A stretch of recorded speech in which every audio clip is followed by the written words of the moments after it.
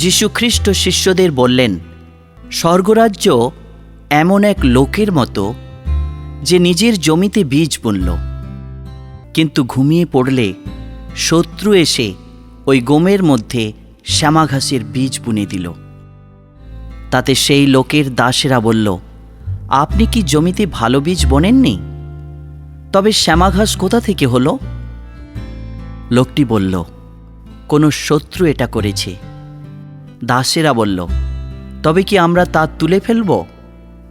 লোকটা বলল, না, কি জানি শ্যামাঘাস তোলার সময় তোমরা হয়তো গমও তুলে ফেলবে। ফসল কাটা পর্যন্ত দুটোকে বাড়তে দাও, পরে আমি ছেদকদের বলবো, তোমরা আগে শ্যামাঘাস পোড়ানোর জন্যে বোঝা বাঁধো, পরে গম আমার গোলায় জমা করো।